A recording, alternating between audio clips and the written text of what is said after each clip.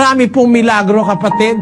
Yun lang makaraos tayo maghapon nang hindi tayo nahihirapan.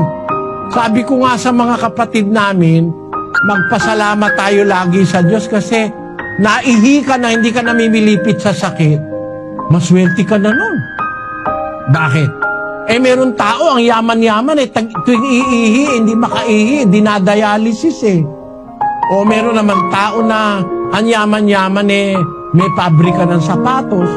Wala naman siya sapatos. Kasi putol na yung dalawang paa, may diabetes. Di ba malaking milagro ng Diyos yung wala kang ang pambili ng sapatos, wala ka pang tsinelas, naglalakad ka sa daan paa-paa, pero ang tibay ng paa mo. Napako hindi man lang natetano, hindi ba milagro yun? Meron ganun yung mga taong kalye, kumakain ng basura hindi man lang nasakitan tiyan merong kayayaman nadapuan lang ng langaw yung pagkain, tinapon yun talagang nilalangaw yung kinakain niya. Hindi ba milagro yun? Nilalangaw hindi kumasakitan tiyan, yung kinakain nilalangaw sa basura. Yung mayaman wala ngang dumadapon langaw mami ang konti nadala sa ospital dahil nagtatait suka. Napakaganda naman nung kinain. Hindi ba milagro ng Diyos yung isang batang nakalaboy-laboy sa kali, nauulan at arawan hindi nagkakasipon. Milagro yun.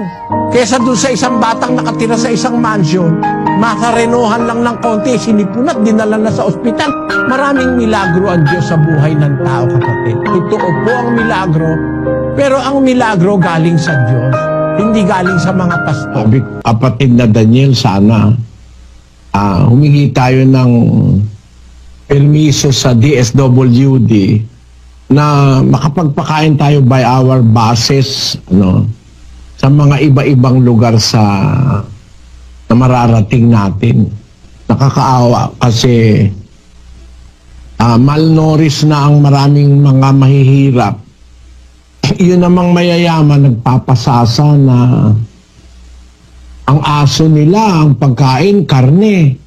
Yung kapitbahay nilang mahirap, hindi man nila maalok na kumain ng karne. Minsan may hinanakit talaga ako sa mga aso. Patawarin ako ng Panginoon, nagseselos ako sa mga aso. Kasi meron din ako mga apo, may aso rin. Nagseselos ako sa aso na kahit ako kailangan ng aso ang pagkagastusan, maraming kapwa-tao ang dapat pagkagastusan. Alin maganda sa Diyos? Mag-alaga ka ng aso na Doberman na papakainin mo ng lapang-lapang na karne o mag-alaga ka ng isang pulubi o isang batang ulila?